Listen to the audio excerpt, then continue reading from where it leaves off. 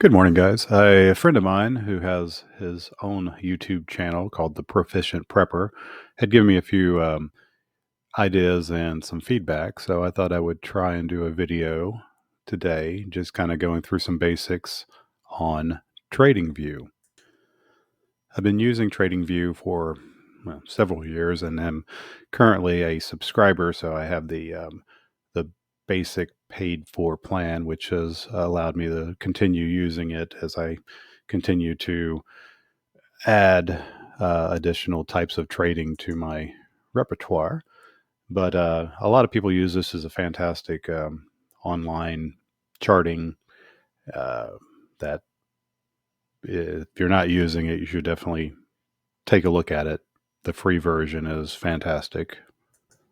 So what we're looking at here is just an S&P 400 mid cap chart. There's no lines. This is just simply indicating where the shares are currently trading today. I thought I might go through how I look at a chart and build it, so you can also see how I utilize TradingView just to put in some basic support resistance, um, trending. I'll show you where the Fibonacci retracement, and I'll bring in my indicators and kind of show you what I look for in a trade. So first thing, I generally will trade off of a 1-day chart, which means that each one of these candle bars indicates what has occurred during the course of that day.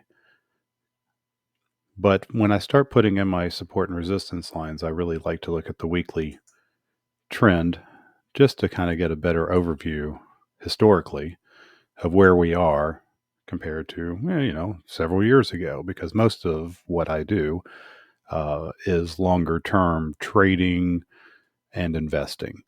However, it also has a lot of applications for shorter term swing trading. And if you start getting into day trading, you probably want to go to something obviously smaller than a daily candle chart, but I don't do anything that's not swing trading besides my longer term trading and investing. Basically, I don't day trade. I tried it several years ago with with futures, and y'all can have it. So, looking at this weekly chart, a couple things that stand out to me. I generally just kind of look backwards and go, okay, well, what are some decent areas that prices move down to that we can kind of go, all right, well, there's some support there, and that support also extends to that. And what does that look like when we go back to here? I like to have my lines pretty straight. Um, so that would consider that a pretty decent support line, especially from a weekly chart. And again, if that is support, then anything above it, where it's consolidating, hitting it, falling back, will be considered a resistance line if it's moving up. If the price is moving down, well, in that case, it's going to be support. So there's another decent support resistance line. And that gives us effectively a channel. Now, obviously, I want to know a little bit more, or at least visually see where we could possibly trade up to. So I like to kind of just indicate where an approximate high has occurred, where the price has actually closed. So I generally don't take into the wicks, the little bits of the candle that are at the tops and the bottoms. However, sometimes they do come into, um, you know, they become important occasionally. So I will identify them when they are. And here is an additional support line. So you kind of got what I like to call, now we have zones. I read a book many years ago called How I Made $2 Million in the Stock Market. And basically, in that book, the author just talks about how he, without any prior knowledge of how to trade stocks, he just kind of started watching pricing and started creating zones. And that's effectively what resistance and support areas are. They create zones. So you kind of have a way of identifying where consolidation is taking place. And when you see areas where it has broken through, but then bounced back into, and then broken back through, and then bounced out of, you've got little, we'll call them subzones. So you've got this little area of support here too. This is a weekly chart, so I'm not going to get into um, that detailed information until I change back to a daily chart, which I do right up here. So we have weekly, and here's the daily chart. And when I change this, you can see that now all of my candlesticks, so 5 candlesticks represents 1 week as opposed to 1 candlestick representing the entirety of that week. So now that we've got this in a daily format, you can kind of see what a true several week climb up to support looks like, and then a several week fall back down to resistance, and how long you stayed in that zone and what continued. Now, you identify also trend lines, and I use exactly the same kind of method for identifying trends. I can do them either in a weekly, where you see a nice long trend, sideways movement, possibility of breakout. Now I have a few that I've favored. So over here on the left, you can see several different options for drawing lines, Fibonacci tools, all kinds of pattern recognitions, uh, shapes, text, and I use quite a bit of those. But so the ones that I end up typically using, I put a star next to them and then just kind of drop up here at the top of my screen, so it makes it easier to grab. So if I want to draw a line or a vertical line, I'll just grab that and say, okay, well, we've moved sideways, it moved up, and then it moved down. So we've got a what I would define as an underlying. We could take it to that point, but generally, I'm kind of looking to incorporate as many of the downward trending aspects of pricing to just kind of establish okay, well, we've moved down.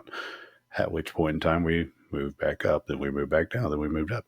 When we really just come to that point, it's kind of moved sideways. We haven't truly, well, we have just kind of broken out maybe a little bit, but not really. We definitely haven't established a higher high at this point in time.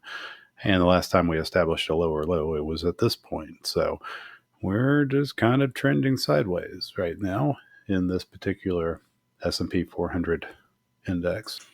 So we might think, okay, well, we're at this point. What is the likelihood that we may retrace back down to this point right here? And kind of a corresponding tool to support and resistance is going to be your Fibonacci retracement. If you take your Fib tool and kind of go, okay, well, here's the latest high, which made a little bit of a higher high in the last couple of moves up. If we go from that point down to the low of this last move, well, that gives us an indication of if it's going to move back down, kind of approximately where a good target zone. And I have changed my Fibonacci retracement lines to indicate basically a box to correspond with what I've learned at Trade Smart University and what Josh has been teaching, just to give an idea of a good pullback zone to place another long trade. So in this case, we've got a pullback zone of approximately 27.12 to down to 25.81. Now, it's hard to take a trade just based on pricing.